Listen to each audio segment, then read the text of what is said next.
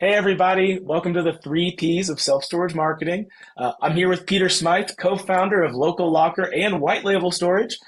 Great to hang out with you, Peter. Thanks for having me, Alex. Happy to Yeah. be here. Now, did I leave out any Peter details? Are you calling out of Brooklyn today? I'm in Brooklyn. That's right. It's starting to get a little hot here. Weather's turning. We're all right with Heck that. yeah, heck yeah. Awesome. Well, and for those I've not met, I'm Alex Keller, the senior product specialist and second loudest person here at StoragePug. So if you haven't talked to me yet, you're going to be sick of me by the end of this hour. I'm based out of Knoxville, Tennessee. So for anyone joining this call from Tuscaloosa, Athens, or Gainesville, I would like to wish you a very happy Rocky Top this fine Wednesday afternoon. Oh boy. Uh, today, this chat, somebody's going to start barking at me, I'm sure. Um, Today, we're going to cover, there it is. Thanks, Mary Kate. Um, we're going to cover the three Ps of self storage marketing. Now, before we get started here, there are actually five P's. So let's cover those real quick. So we're all on the same page. So, ooh, we gotta hook them. Sorry, I'm not gonna do a horns down on camera, but we can talk about it later, Rick. Now, Peter is not one of the P's. We've got price, promotion, place, which is what we're going to be talking the most about today. We're going to really focus there. It's not to say that product and people don't matter. There's a reason there's five of them. But today we're going to talk about these three for a specific reason.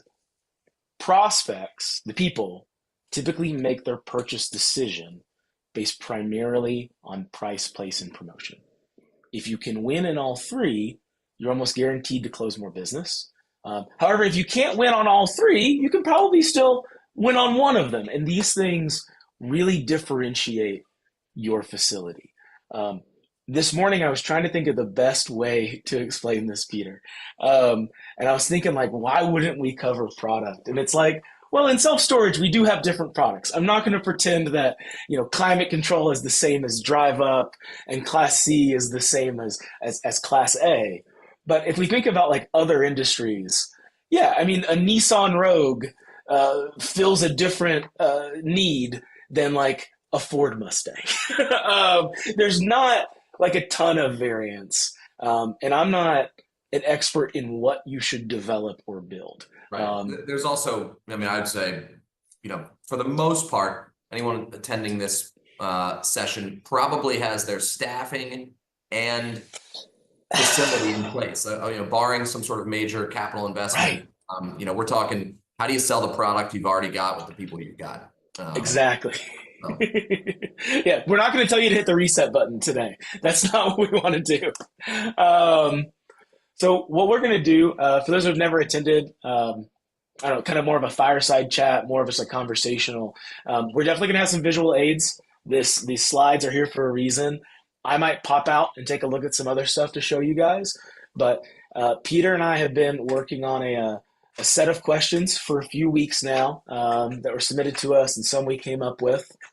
And we're just going to bounce them off of each other. And we'll agree on most things. And I'm sure we won't agree on everything. And that's all part of it. So let's go ahead and kick this off and start with price. How do you create a fair pricing structure that customers respect?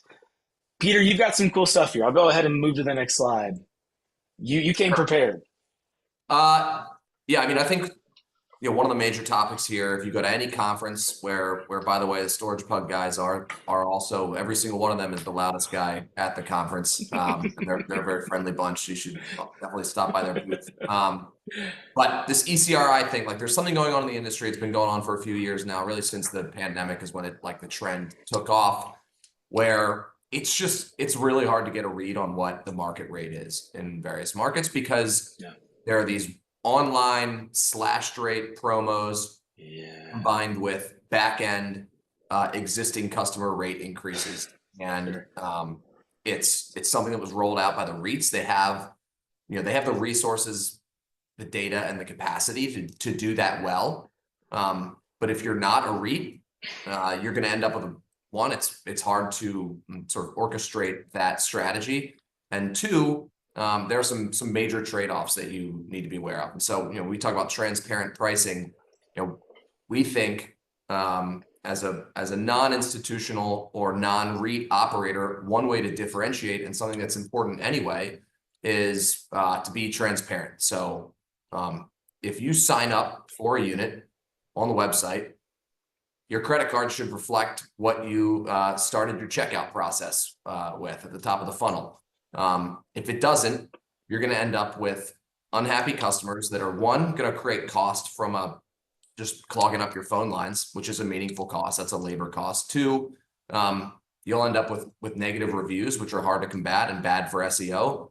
And on top of that, you're probably going to, you have, depending on if you're, in a secondary or tertiary market, if somebody catches wind of kind of an unfair or pricing strategy that's not transparent, you're going to spend marketing dollars on people that don't convert. So that's a problem. And we try to address that with, consistent pricing from everywhere from the Google ad that we're running to the copy on the website to the price, in the checkout, and then we allow our customer service team to reinforce that.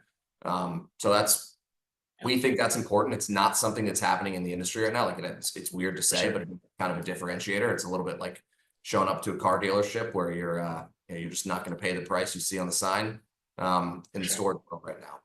And then on the heels of that, it is a part of rate management. It's not a part of pricing per se at the street rate, but just there's a lot of different sort of theories in the literature out there about these existing customers, ECRI, existing customer rate increases. And, I think a lot of people get into storage thinking we have sticky customers, we can move rates on them. I've read about this, but it's not every market has the same willingness to pay.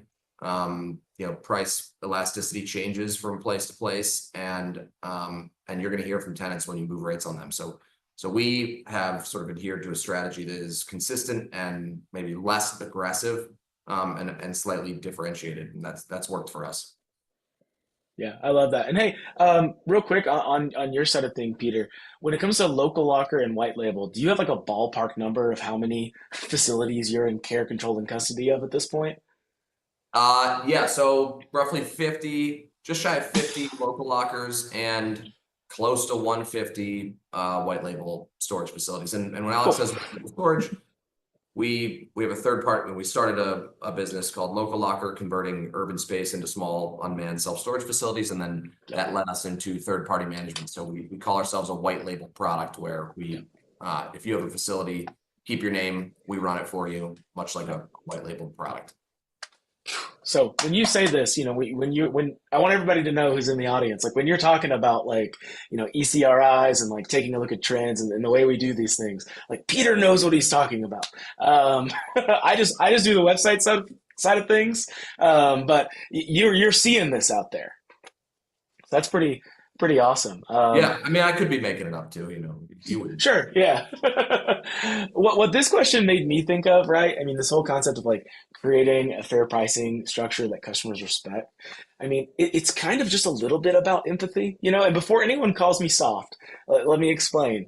Like, we're all consumers, right? I doubt we have any anti-consumption Luddites that joined this meeting today. If someone started mowing your lawn in May, and in June they raised the rate of that cut by 50%, you'd probably be pretty mad. I mean, just about everybody I know, to the point of existing customers versus street, Comcast right now is offering a better deal for new customers than what you're probably paying monthly. And that is the type of stuff that I think a lot of times if we just put ourselves in a consumer's shoes, we can kind of look at these things and be like, no, it is kind of weird how we're doing this stuff. And this would impact me. So why wouldn't it impact someone who's experiencing a self-storage need generating event in their life? One final thing I would add there is like, we have found that a lot of the churn for any product really happens like, early on in the product experience. And so if someone gets a bad taste in their mouth, well, in conjunction, the happiest a customer will ever be in storage is probably when they sign up. And so that's your best opportunity to get a review from that person. if they are reminded they want to write a review, it's not going to be years down the road because of the great customer service you've provided. Because at the end of the day, it's not really a customer service product. Your product is the space. So it's important in that first interaction to, to build trust. I love that. If you were making that up, it was great. That's Yeah. perfect. No, that's great. I mean, well, let's take a look at this one though, because I think this one is interesting. I get asked this a little bit. Um, Peter, I want to get your thoughts first. Um, if you aren't the cheapest option in town, how do you communicate that your product is premium? So one, you can do that with price, but if you're going to do it with price, price in and of itself is a way to communicate value. Yeah. But you probably need to support it with some collateral and images and digital assets that are going to represent that. So, Alex, you guys know all about this, but if you've got a premium product, if you want to command a higher price, drone footage, professional photos at the property level. I'm seeing some questions going up here. A slick website that works, and then a customer service team that answers the phone and is professional. I mean, you need to be consistent across, but you really can communicate, a premium product with the digital representation of that product, and then ultimately follow through with the price. Yeah, no, and I think, I mean, on my side of things, I mean, the only two things that I'm going to hammer home are just the concept of like building trust and educating. A lot of this goes back to what you just said about like the assets. If you have the premium product, and part of the reason you have the premium product is your lights. Like you are nearly got in trouble with the city council because of how bright this facility is at night, but your website doesn't have pictures of those lights turned on. Well, now we have failed to communicate why your product is not as cheap as Hank's down the road. And that's one of the things that we run into a lot where, well, I have the best facility in town. I provide more value, but the value, at least on the website, is not apparent. And I don't do this, but if the owners begin to audit, some of the phone calls, somebody calls in and says like, "Hey, self-storage facilities are scary. Why won't I be killed at your facility?" Right? Like, something about that. The manager goes, "Oh, well, it's safe. We've never had anything happen." And like, no, we got to sell these things. Otherwise, why did we build it to be premium if we weren't going to talk about it?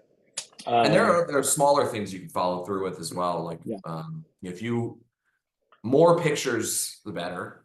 And that's not just your website, but getting customers to post pictures on Google is important. Yeah, these things will pop up where like if somebody has, it's a lot of facilities that have an outdoor component, and even an indoor component might have some sort of rodent. Just having a rodent one time that you address professionally and quickly, that may end up on a photo, and that may end up on Google in the Google picture archive. And you need to make sure you've got an accurate representation of your quality asset on there, so that it's not just the negative pieces of it. Starts with the website, but follows all the way through to the organic stuff as well. Perfect. No, I love that.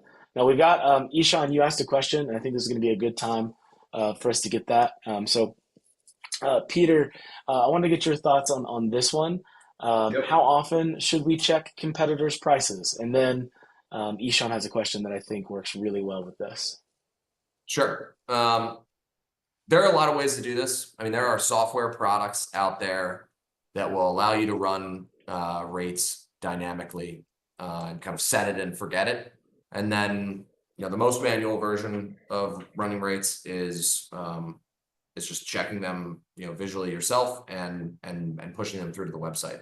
So I would say we are not a fan of letting the algorithm run the pricing, especially in a market where there are REITs with running, aggressive strategies, because it just becomes hard to figure out what the rate is. They're moving them so frequently, and you may not be, they're moving their rates based on marketing campaigns and ad dollars they're spending. They know when they're spending their dollars, and so they know when they want to, move the rate to capture, increase conversion.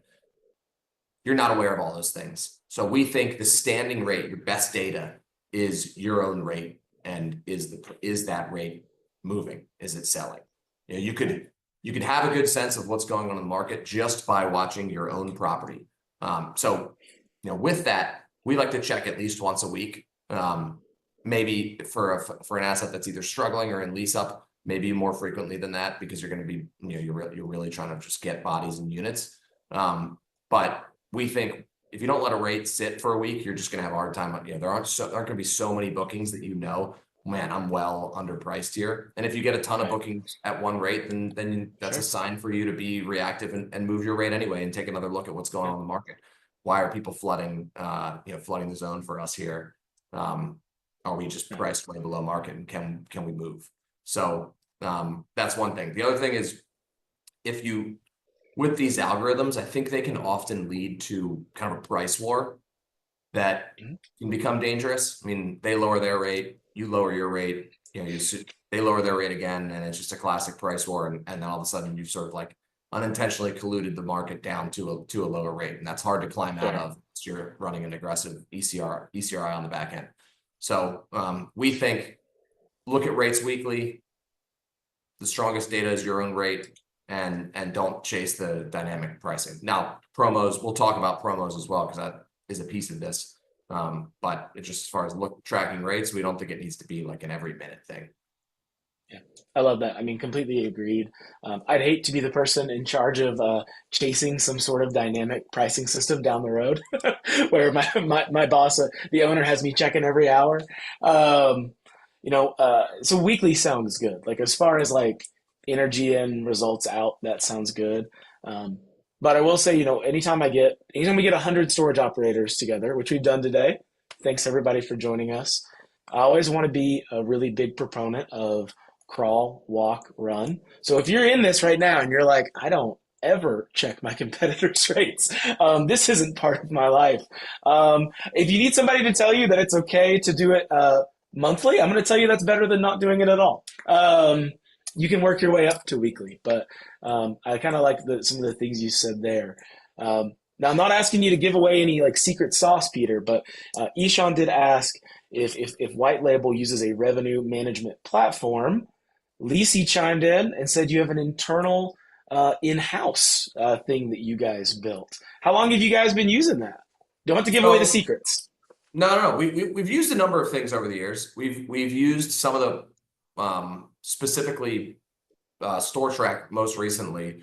They have a good API that allows you to pull data in markets, and so you can sort of pick your comp set. We would tie into the data and then pump it into a spreadsheet and use our own algorithm based on our own leasing velocity and a number of other factors to determine how we want to price our units. Now, I'll say what the inputs are on this, because at the end of the day, you could do this yourself. Like, everything for us started with a spreadsheet. You can do all this stuff with a spreadsheet, as long as it's the inputs are rates from competitors, and then some sort of information from your own facility, and potentially information from either the market or the facilities on the market.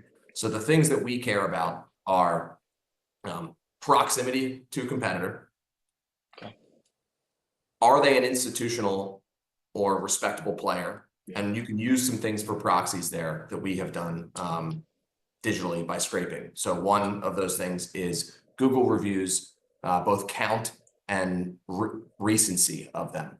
If somebody is, if you want to let a computer tell you, is the facility down the road a facility that is actively managed? And by the way, the reason that actively managed matters is because somebody who's actively managing is probably going to be somebody who has a better sense of the prevailing rates in the market than somebody who's not.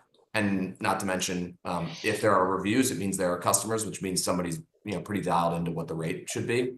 So we care about recency of reviews, quality of reviews, review count, proximity, and then we will always include, are you a REIT or a regional player, like a national player, like just the qualitative things. That's all after deciding, how does how does our facility stack up in terms of like, are we same store? Or if we're a drive up facility and this is a class A institutional facility, that rate's probably not as relevant to us. If we're a drive up facility looking at another drive up facility and it's across the street, we absolutely care. So we've built a tool that scrapes those things into truly a spreadsheet, and then pulls rates from Store Track. We're actually building our own tool to kind of do it ourselves because we found we like to trust our own data. Not to say that Store Track is bad. We just like having control over it, and we also, if we can build it, then we don't have to pay the cost.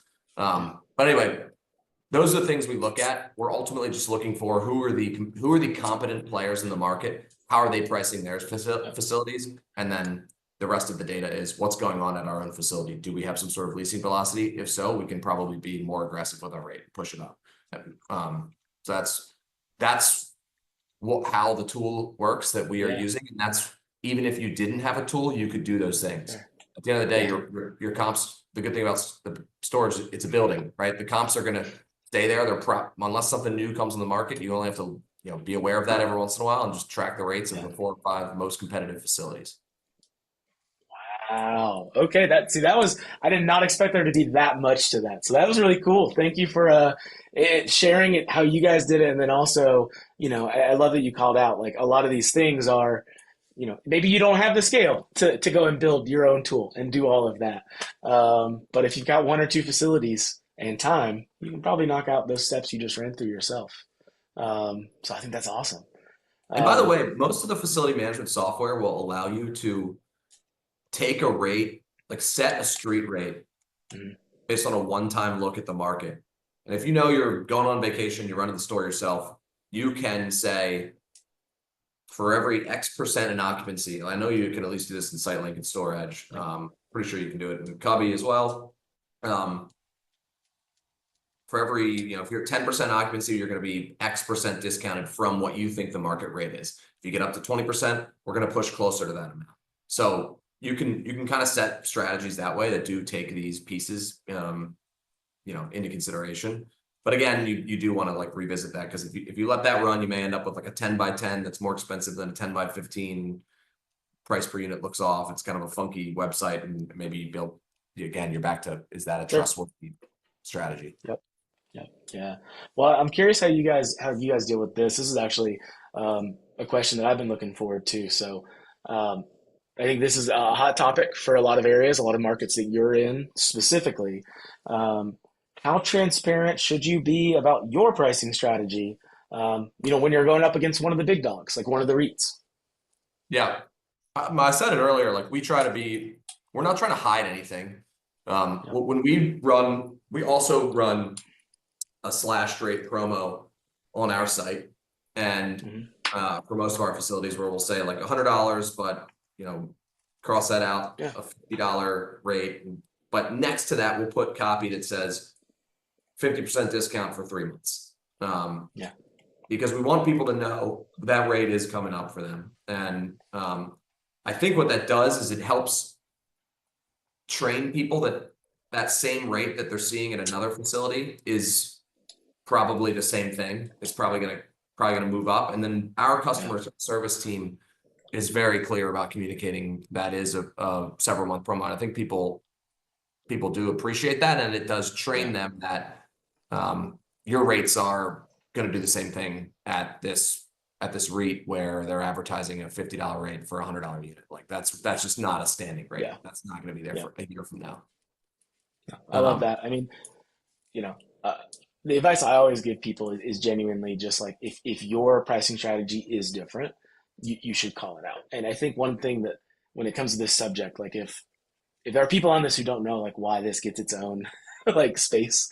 There's this new-ish achieved rate strategy that a lot of the REITs are employing. And Peter just alluded to it, right? It's not a clear cut, like if we went to one of Peter's sites, it would probably be something along the lines of, here's the unit, it's $100. For the first 3 months, it's $50, right? Like it's very clear to the consumers as to what they're getting. The achieved rate strategy, and some of you are seeing this in your markets, is nope, the $100 unit is just $50. And then at the 90-day mark, you get a good old traditional rate increase. And while to us in this room who join self-storage webinars on a Wednesday afternoon to wrap up their April, we get that. But to the people who are buying the products this industry serves, I mean, they didn't see that coming at all. I had a couple little things just to highlight for you guys, like why this is becoming more endemic and why we're talking about like how transparent your pricing strategy should be. A few months ago, I was at the gym, and occasionally like Apple will just like push a news article. I don't know what I did to set that up, but every once in a while it does just randomly like, here's some news you care about. So I'm at the gym, and I get a random article from Slate, kind of taking down the self storage industry. So I'm not going to run through this article. I don't work for Slate. My name's not Daryl Austin. But if you guys want to look it up after the call, highly recommend. They actually got a recording of one of the panels at the Self Storage Association conference in the fall. So either they sent somebody or they had somebody in there. And yeah, this was so widespread. I got it on my watch. People that knew that I was in self storage were texting it to me when they saw it. So I guess they got the alert too. And part of why this matters isn't just like the PR, because normally these types of articles, like we can write these about the apartment guys, like, but self storage doesn't get this kind of publicity, and it's causing, for all my Georgia homies in the room, even the ones in Athens. Um, Last year there was a rent control bill in the state of Georgia that wasn't just going to outline ECRI. It also had riders in there about public facing maintenance logs for each unit and some things that, of course, if it had passed, they're going to pass like 5 more things that would make operating storage in Georgia pretty tough, right? So that's part of the reason why this is such a big deal. This is kind of leading to this in a lot of states. Now, luckily, the Georgia bill, if you didn't hear about this, it was defeated. Shout out to our homies at the Georgia Self Storage Association. They did a great job representing the industry. But if we have these, rate guarantees, if we have, if I hop on a call with somebody and they tell me like, oh, well, that's not how we do business, and I'm so upset these people are. Well, how do you do business? If we have a 9-month rate guarantee and no hidden fees, tell people about it, right? Now, if you don't have a 9-month rate guarantee, that's fine. But I've seen success in a lot of independent operators. I only do one price increase a year. I do 2 a year. If they have something they're proud of, just talk about it, right? Um, so I think that's something as far as this question of how transparent we should be. Yeah, that is one of the big things. One thing you can do, I mean, this is incorporating the fourth P, people, or maybe that's the fifth P, I'm not sure. Sure. But if you have a differentiated enough promotion and price strategy, you may be able to drive some traffic to your call center and then reinforce some price matching or sort of negotiating and salesmanship. That's something we try to do as well. Like just like anything you can do to increase conversion is going to help. The problem is it is really hard to compete. Like when somebody is showing a rate that's very low, it's just going to hurt you if you want to maintain a high rate. And that's easier when you've got a facility that's relatively full. You can just wait for the person where maybe your product is either so convenient or you just happen to catch them and you're able to convert them and they didn't look down the road. But if you have a facility that's leasing up, you may just have to play the game, unfortunately, and Sure. match or be near their price. Mm-hmm. You could try to be above their price and like Alex said, sort of differentiate on some sort of rate lock or something like that. But it's tough. You're forced to play some game that's going to lower probably your pro forma underwriting when somebody's in the market tanking prices. I think this is actually a good one. So you kind of alluded to this earlier when you were talking about your like the call center, right? And like when you once you have that person in front of you, we can have a different conversation. So I want to give you space for that. I don't have much to say on the topic other than like generally, you can call out the rate practices other operators use. Um, I think it's about the platform. So like I don't want to dedicate space on my homepage on a website to like, welcome to Alex Storage. Kevin's storage barn is trash. Like, I don't want to waste time in what could be a direct sale to inform them about other businesses. But I loved what you said about like the call center and when you've got somebody on the hook. Is that something you guys have been, I guess, tempted to train more on over the last year as these practices have happened, or has that always been the game plan for some salesmanship? No, we have leaned into it more and more as we've grown up as a company. We just track conversion rates very closely, all the way down to the customer service agent level. Yeah, And yeah, we will try to offer different promos on the phone to get people to book, and to usually and hopefully one-time promos when you're talking to somebody can be effective. We do a lot of yeah, that, and then you don't get stuck with a recurring rate where you have to then go have a nasty conversation later and move rates on people. So that works. I saw somebody post in the channel something about move-in specials and 1 month free. I mean, like those are out. Those are unfortunately not super unique when you're competing with the REITs as well. But yeah, if you can get them on the phone and offer them something that's compelling to book, just try to make it a one-time promo and move on. Take the pain and get them in the unit. yeah, yeah, I love that.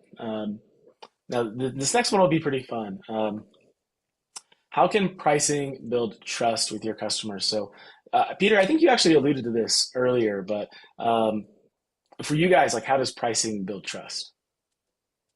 Yeah, I mean, it feels like we've spent a lot of this webinar so far talking about this. I love Yeah, it's like, it. to me, it's consistency, and it's supporting the pricing with people and a message that matches it. Yeah, I think again, back to, there's some marketing for your facility, good and Mhm. bad, that happens when reviews show up online. And if Yep. you engage in a practice that people are unhappy with, others will find out eventually. And there just aren't that many, especially if your store is not staffed. I think that's an important thing to point out here. Like, you can get a lot of reviews and have a lot of positive interactions with customers if you have somebody at the store.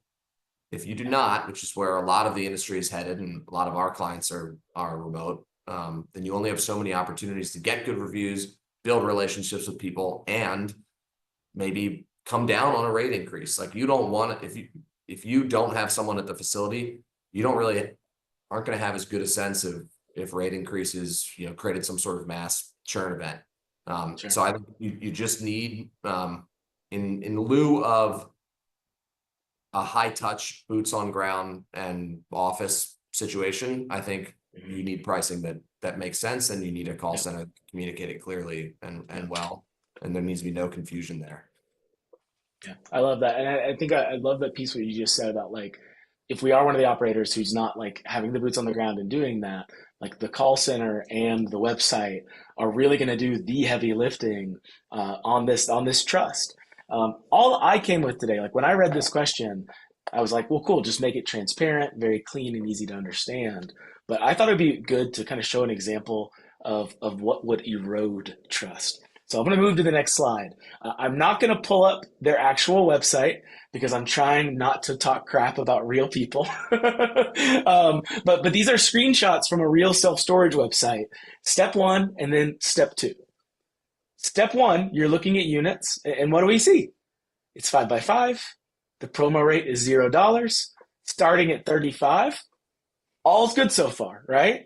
And then you click that, and you go to the next page, and you're paying $51 and 51.31 today because we've got the disc lock. Now the first month rent was free. This is indeed truthful. Then we have an admin fee. Then we have a recurring fee. We had somebody in the chat. How do people who are using excessive monthly fee structures. This is the type of stuff where, especially poignant if the website's doing the heavy lifting. Y'all, this is tough. I don't often click add to cart on Amazon and then get an additional $51.31 thrown on my order. I don't know about you guys, but as far as e-commerce expectations, this is not this would be the example of pricing that can destroy trust with a potential And customer. Storage Defender is a cool product. It's a security Yeah. feature.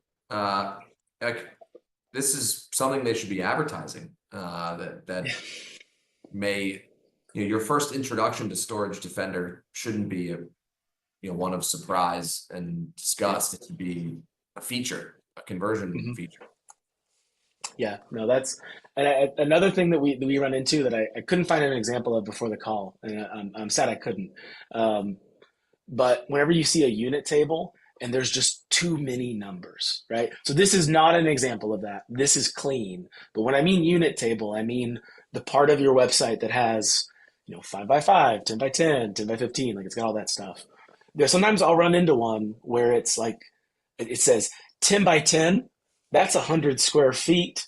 The price is 100, but the web rate is 80. Then there's a 50% discount, making it 40.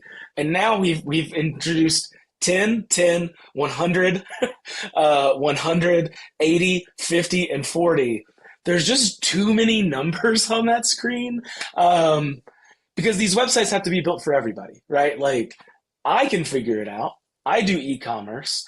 Um, but like my mom would probably also rent from you online if there wasn't like too many numbers. Um, so I think that that's just something else as far as like eroding trust. I've seen some people go a little far. Wish I had a cool example of it, but I don't. Um, you know, um, it ends up being kind of funky for potential shoppers. Um, and I will say, Don, you had a question about weekly rates. Um, I just want to go ahead and address that. So weekly rates are pretty confusing, especially for American operators. So the only context I can give you, it's very common in Canada. It is very common north of the border for there to be a weekly rate or a 28-day billing, essentially, is what's starts with 28-day billing, and then we start advertising weekly. Um, and it kind of now I get a 13th payment a year, or obviously with weekly, I'm getting more, and then I'm look like I'm advertising. I don't love it. I don't see it coming to America. I've not seen weekly in America yet, but I have seen 28-day billing in America. Storage Peter, are Mart. you guys running into that? Yeah, we've seen that in New York. Manhattan Mini, which was bought by Storage Mart, is doing that now. Which I was, man, I was like confused when I first saw it. I wasn't even, I hadn't seen that in the US either. That's the only place I've actually seen it is Storage Mart. So I'm curious if that, it makes sense to me. Do you bill weekly then as well? Or is it quoted weekly and then you bill monthly? Yeah, recently I've only seen the 28-day. They might quote weekly, but then it's like you have to buy 4 weeks at a time or something like Yeah. that. Yeah. But New York would obviously be perhaps a little bit different of a market as the biggest city in the nation. Um, so Ishan, they quote weekly and collect in increments of 4. So they quote the weekly rate, collect 28 days. Prorate is also done weekly. So now we learned something. Ishan's teaching us. Yeah. So let's talk about promotions. We'll go ahead and switch gears real quick. Um, this will be a hot take. Do promotions attract long-term customers? So we, yes, I would say they're not the type of promotion you run does not always determine the type of customer you're going to get. So one thing I would say about, if you're in a market where folks are running promotions, usually it's probably has something to do with the supply in the market. And if you're in an oversupplied market, folks are going to be running promotions likely to get customers in, or you could be in a seat in the off season where there's just not a lot of demand and there's supply.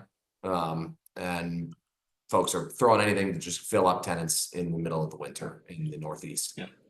What I would say here, I don't know if there's another question that follows this up, is not really about being worried about promotions sort of attracting only short-term customers. What I would warn against is running promotions in seasons where, or markets where you are likely going to get short-term customers, because then you're essentially selling your inventory for free. So that's student markets. That's April and May and a little bit of June in student markets. Yeah.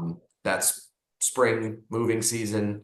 Those are times where it's a little tricky to run promotions because you may end up just capturing a ton of people that are going to move out. I also would be careful with promotions as it relates to long-term customers when you are close to fully occupied. Like that's a scenario where you're probably okay letting units sit vacant as you wait for somebody who's willing to pay full freight, because you can hold out for that inventory. Whereas if you're leasing up a facility, you don't care if somebody comes in, pays you a little bit, and then moves out, because they're not taking up inventory that someone otherwise would have rented. It's not a static and limited supply. So that's my take on promotions. Like I don't think that promotions attract long-term customers, but they also attract short-term customers, and you're probably going to have to engage in promotions for another reason, not not related to what the type of customer you're trying to attract. Yeah. My only two pieces to add, I mean, is platform and then what the promotion is, right? So when it comes to platform, right? If you ask any front desk person at a hotel about the people who book via Expedia versus the people who book via Hilton.com, and no shame to any Expedia shoppers on this call right now, right? But if you ask the manager, hey, is there a difference in the tenants?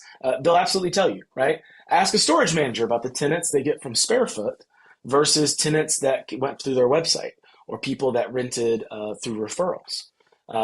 You typically get a different tenant through an aggregator. Inherently, a deal shopping platform is where they found you.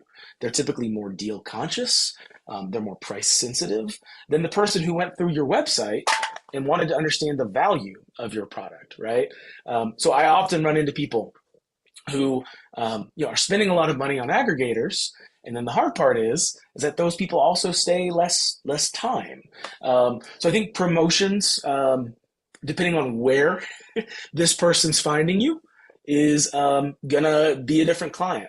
The lawyer who puts a billboard right outside the county jail versus the lawyer who has one on the way into town is going to be serving a different type of case law.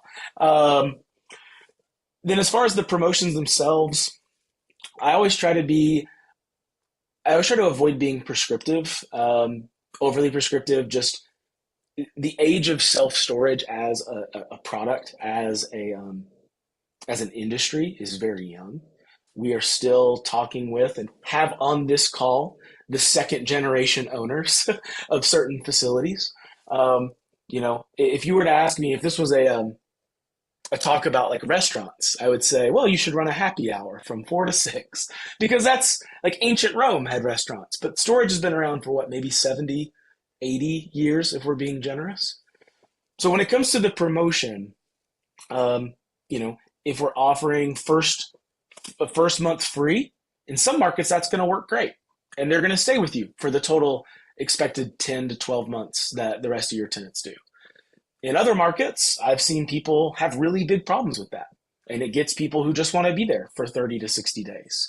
And instead, they had to switch over to the first 3 months are 33% off.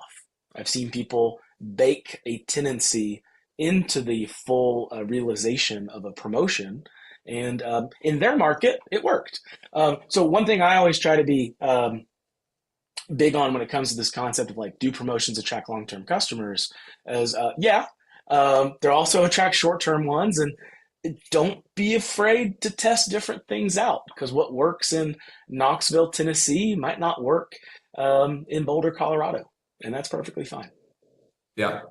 I saw somebody ask a question about when to run, like what type of promotion to run for lease up. Mhm. We have found recently, we've been testing different things out when we're in markets near REITs, and the we have found dropping the actual street rate, not running a promotion, but just running a very low rate that is competitive, above the promo rates at competitors, but pretty low, is obviously going to be effective in filling up units. And the reason we're okay with that is when you're very early on in your tenancy, especially if you have a ton of units, it's, the most important thing is just getting revenue in the building and filling up. And it's going to take so long to fill up that facility anyway that you actually wouldn't be at risk of needing to maybe run ECRI to hit your pro forma. Like it might actually be revenue optimizing to just get people in units on non-promo rates. And if you get to a higher occupancy, you can then change your strategy. But very early on in leasing, I think it's about getting people in because you can get review. Again, it's back to momentum, begets momentum. You get reviews, you learn something about your operations and kind of figure out what's working and what's not. And then you have a base and the confidence to start to tweak rates, start to push them up and up and up.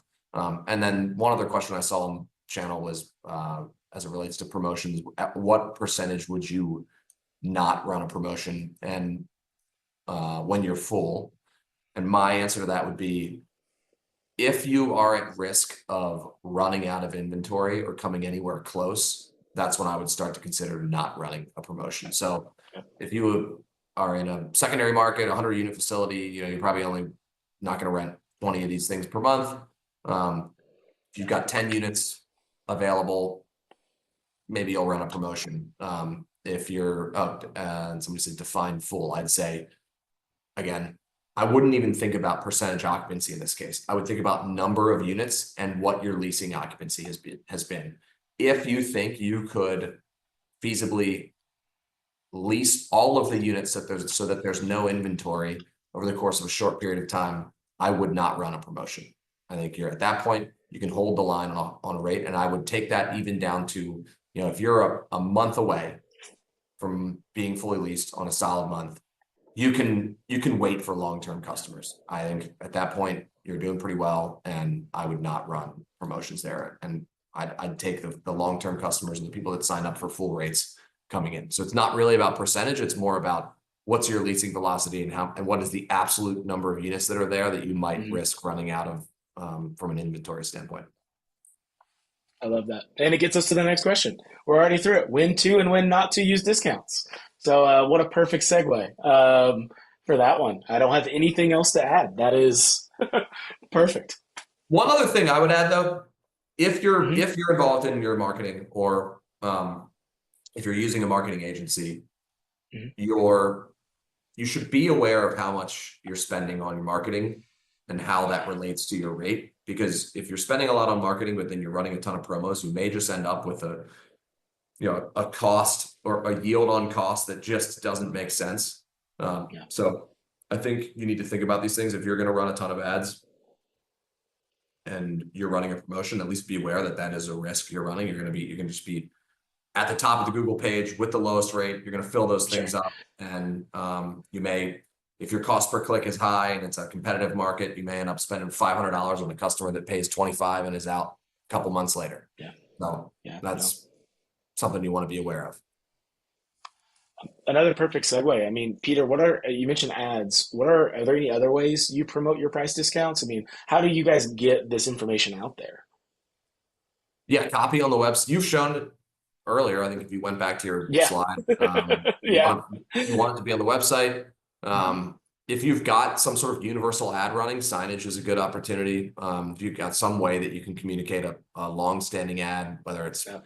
price matching or 6-month free or something like that, like just put it on a sign and honor it. But Yeah. you want it to be communicated. Don't just run a Google ad for storage units. Run a Google ad for storage units with a promo. Have that Yeah. promo be reflected on your website. And if you have signage and you can swap it out, have it reflected there, and then have it at the top of the call center script as well. That's what's important. And Yeah. maybe you're running flyers. Maybe you've got social ads running. Maybe you're doing Google My Business, just post. You can do those weekly or daily posts. Those are all places where you want to put the same information. Maybe you even want to put it as one of the pictures in the Google Business profile. I think I might be, taking it a step far, but because you got to do that pretty frequently if you're going to be changing promos around a bit. But I've seen people do it. I've seen people do it. Yeah, they get mad when you put a phone number in there. I know that for sure. um, I get all of the alerts whenever a picture has been removed from one of our clients' Google Business profiles. But no, I've seen that work, and I mean, I think for me, it just kind of goes back to the general rule earlier when we talked about like how do we compete on value. Like if I have a premium product, how do I tell people about it? Just tell them about it. I mean, is the team? Is it at the top of the call center script? Is it on the website? If it's something that makes you special, but people don't know about it, well, start there. So I think that's a pretty simple. But I love the other channels that you brought up. Some of them that I think are pretty unique to you guys. So that's pretty cool. Now, as far as unique to you guys, I know you've got some cool stuff here. What other promotions can you offer that are not rate discounts? So, yeah, for when we need something different. Yeah, we talked about price matching. A lot of, many people have either DaVinci locks or Kiss One lock, or Yep. no key. Those are things that are not price related, that are things you can offer. Some folks will charge an extra admin fee for like something like Noki or something like DaVinci. That's something you can give away. And this is back to the strategy. Mhm. Sorry, it's just this note popped up here. This is back to the strategy with customer service where you don't want to give away recurring fee discounts are tough. They are just tough. You want to give away one-time discounts because Yeah. you want, it's just like the apartment world, giving away 1 month free. Like you want that back end recurring revenue to be in Sure. place. We're in the passive income world. You're okay with one-time costs, view those as investments. If you impair your income over the long term by reducing, Sure. reducing what you're selling on a recurring basis, it's tough. So we are often thinking about ways to incur one-time costs for long-term revenue.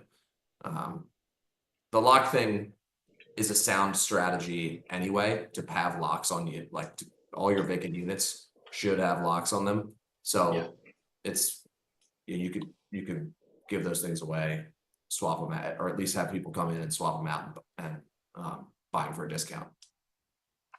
I've always been told that if you, for a lot of facilities that don't give free locks, like ones that might have a bring your own lock program, you will have people who bring like a perfectly compliant lock. But then there's three other personas. One, the person who just never locks their unit, and now you have unsecured goods on site. Two, the person who brings a lock that I wouldn't trust to put my books behind in high school.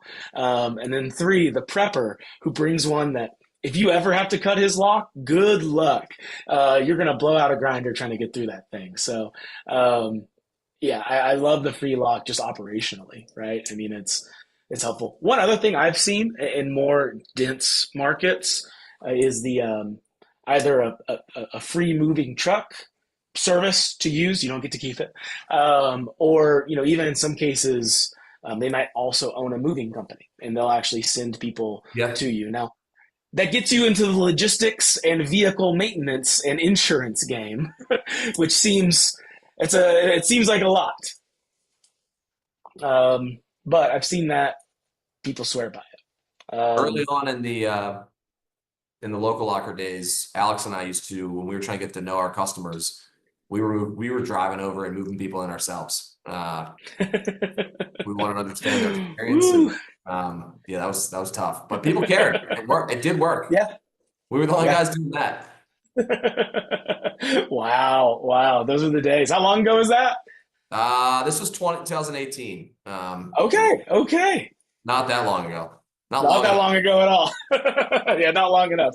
Um, So I've got a few things on this. So grassroots promotions that can drive results in a local market. So these are things community based. a lot of these pieces, like what grassroots promotions can drive results. Yeah, there's been a lot of technology. There's been an explosion in operations in self storage over the last few years. But a lot of our clients who are involved in their community attribute a lot of their success to that effort. It is something that just because this is what was in vogue in the late 90s doesn't mean it's irrelevant now. So there's just some quick little examples, taking advantage of things with the local chamber or any sort of like PR type event. So this is a ribbon cutting for our good friend Stephanie back in the day. Um, this is a little box mascot, I assume, at some sort of like local Olympics or something going on in the community. This type of presence, this type of visibility, whether it be free PR opportunities or community events, can go a long way. And what it can lead to are things um, like like referrals, right? Being a part of the community can be others are going to refer people to you. It can also be a matter of running specific promotions for people who saw you at a certain event. Now, this is not going to work for every market, and I'm not going to insinuate that every owner operator has time, wherewithal, or interest in doing these types of things. But it is a difference that an independent operator can make versus one of these REITs.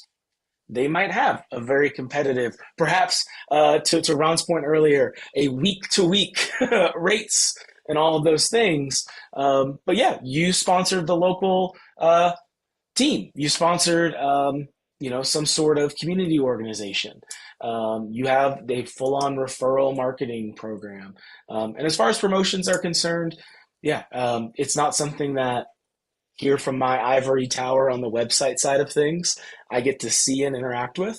But for the people that we work with who are in depth in their community, running local promotions for specific events, or even just really working on a referral program, they attribute a lot of their tenant acquisition to those efforts. So, had to give it a shout out on this when we talk about promotions, because some of the old stuff, some of the classics, being involved in your community still work today. Yep. So, I think we got a yeah. comment from Gary to maybe we should try to jump down to Yep. place, time, day. Yeah. Let's go ahead and kick down there. Let's talk a little bit about place. Um, Peter, I know you've got some things here. How does geographic area affect your target market? Yeah, some of this is before you enter a market, but once you're already there, you can't change what supply is. I mean, at the end of the day, Yep. if there's a glut of supply in the market, you are going to be impacted by it, and so your pricing strategy is going to need to reflect that, unless you've got incompetent. Again, this goes back to who are the types of operators in the market. If you've only got one or two facilities there and they're not super aggressive, you don't have to be as aggressive or reactive yourself. And then I think being aware of the type of market you're in from an income standpoint will change Yep. the strategy on the back end with respect to, are you going to be able to move rates for folks?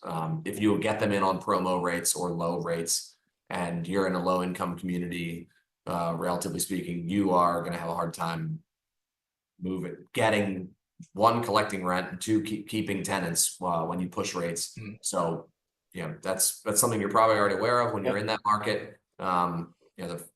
But it's something that you need to know. Weather. Yeah. This goes to marketing and pricing, and I said weather from a seasonality standpoint, or student housing. I mean, if you're in a market that's going to very quickly capture a ton of tenants, get out in front of that and price your units higher, so you don't end up with 3-month tenants on the same rate you would have leased in the middle of January.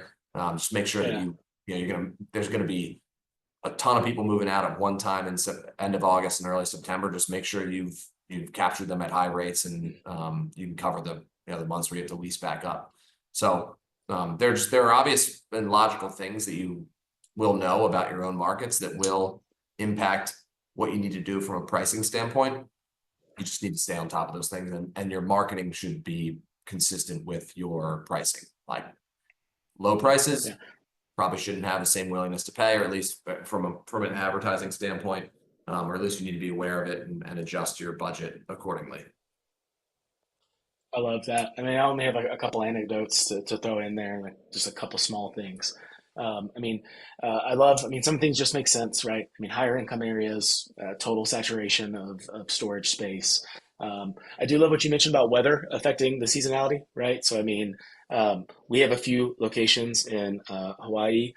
Jenny, I think, is still on this call somewhere. But when we look at like seasonality, in areas that don't have a winter, it's a little less seasonality, right? But in places where we shut down, that's clearly going to be a big part of it. Um, I also think the college piece is interesting, and we've mentioned it a few times, but I once had it described to me as when there's worse fish in the river, don't use your best bait. And I really liked that about taking a look at if this is the 2 months that I have all these college students moving in, and on average, they're worth less total. Maybe I don't try so aggressively to get them in the door because they're going to, anyways. Only things I'll add about geography affects the market. Um, Sometimes it could just be as simple as like a river. If you've been to Knoxville, we have a big old river that cuts right at the bottom of downtown, and we have South Knoxville and then downtown. That can be something people don't want to cross. There's other ones like Kansas City, which is mostly in Missouri for some reason. People are weird. People don't want to cross a state border necessarily to maybe buy storage. Another example could be I ran into a client once whose ads partner, they were in El Paso and they didn't know why they were spending so much money down there in El Paso. Uh, their ads partner didn't know self storage, and they were getting clicks from Juarez across the Mexican border. Mm. Um, People are not going to cross our border with a box truck to store stuff, right? So sometimes it can be purely geographical. If there's an area of town that like you can't be bothered to drive to, you probably shouldn't expect people to do it for your storage facility, unless it's already convenient to them. Yeah, and speaking of traffic patterns, if you have a highly visible store, you probably can't spend enough on signage. I mean, build Yep. the greatest signage that you are and the largest signage that you are allowed to build with clear calls to action, because again, that's a one-time expense that will do marketing for you round the clock. Um, it's it's pretty powerful. We've experienced that in both of our businesses. It's if you don't have that, you're just going to end up having to buy traffic on Google, which can get very expensive and is outside your control. You don't know where those bids are headed. So signage is as important as a solid marketing strategy. Yeah, that sounds good. I will say there's a couple things. Um, as far as from here, do you want me to just pick two questions and then we'll do some brief Q&A and call it? We've got a whole mountain Sure. of them here. Okay, good. So I'm going to pick the two meatiest ones that I can. This will be, let me see here.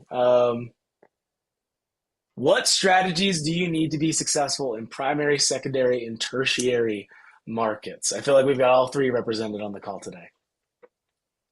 Yeah. You're probably not going to run into we've talked a lot about these REITs, and it's not just REITs, but it's the large regional players as well, often use some similar technology and similar practices.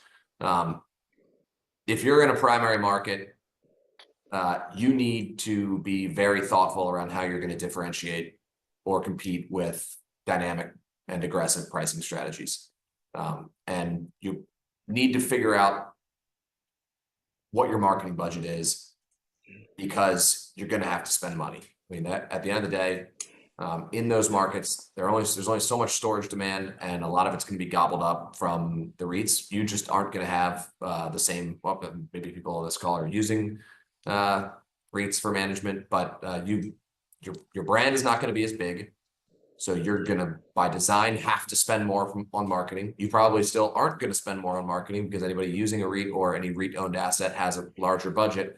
So it's a situation where you need to be thoughtful and differentiated.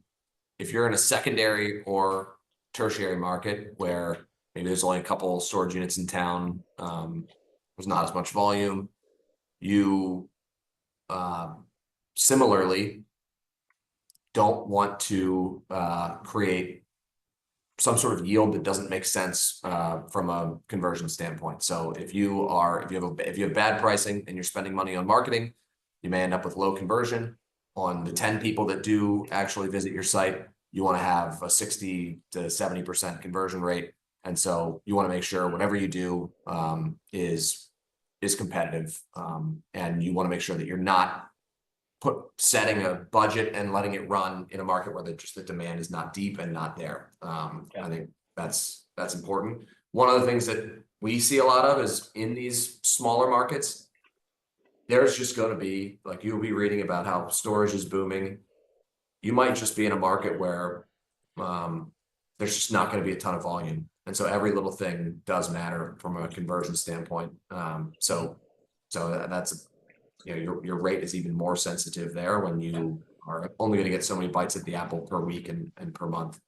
So I think more aggressive in these primary markets. In the secondary markets, I think you can be slightly less aggressive and just have kind of feelers on let your rate sit for longer, because it's going to take more time. You're going to need to get more data, but you're going to need to rely on some of those competitor rates probably more than you would in a primary market where you get a ton of calls, ton of volume, and you're going to go quickly.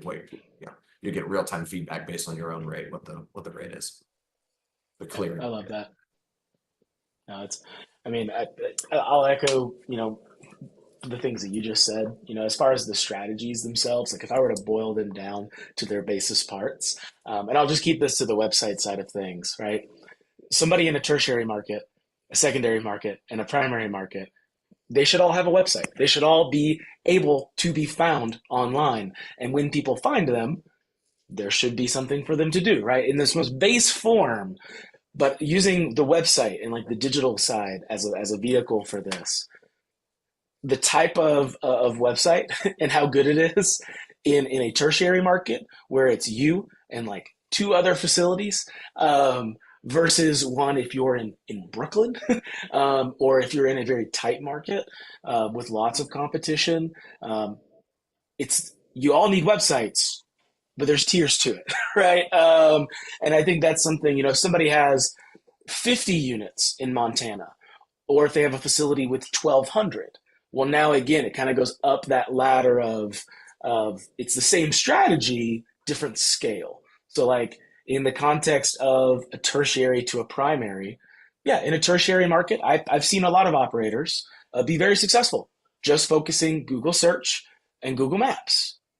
But if we're in a primary market, then maybe it's time at that point, at that scale, for the traffic driving, we're looking at things like Google Ads, social media, all these other things, because the arena that's being fought in is different. The strategy itself doesn't change, but what we do becomes more serious and severe as the market progresses. So, last question here, and I will let you kick us off, Peter. Yeah, how are you guys dealing with increased competition in your markets? I think this is a fun one. Yeah. Again, what I jump to first with this is like avoiding price wars. I would, if there's a new deal on the market, I would not lead the market down. I would hold your rate, and until things become, until your net move-ins are negative, I would probably kind of hold a strategy before you start engaging in some sort of tactic that's going to end up with both parties losing in a market with new supply. I presume that's what we mean by new competition. But that's one thing that comes to mind when I see this question. The second thing is back to differentiation. So if someone comes online and you've got a certain pricing strategy in place, you know what the standard tools are, right? You get your slash rate promos and your first month free. This is probably when you want to introduce something that might be a little bit different enough that you can encourage someone to call and see what that's about. If you've got a ton of facilities offering lots of different promos, there's a lot of noise there. Do something that's slightly different. Encourage them to call, maybe be willing to price match or throw a discount on them to try to convert them while they're on the phone. Those are things that you got to start busting out some of those tools in the toolkit when there's more competition in the market. But whatever you do, I think the first initial reaction might be, I need to drop my rate to stay competitive, and I think I would at least try to differentiate first before you engage in it. I love that. Sorry for not pulling this up. You had some really good notes on it before the call. No, I mean, we talked about all this other stuff we talked about. You just have to track it. You need to be aware if there's a lot of competition in the market, you need to know what the rates are at your competitors, especially the active managers.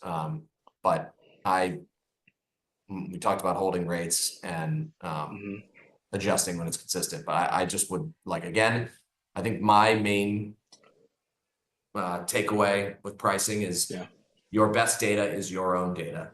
Because it's very hard to get clear data from competitors with the way things are going these days. So it's okay to have a sort of standing rate for a little bit of time.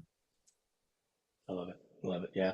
As far as dealing with increased competition, I mean, the only advice I can give, this is kind of a check this first type of approach. I'm sure it's fine, but you'd be shocked how often I see people skip this step. So competition inherently, we've got more people competing for the same amount of people, or maybe less amount of people, a less amount of demand is now being shared across more places. So we've mentioned this magic word a few times on this call, but conversion and pricing and promotion, I mean, these things play in to conversion.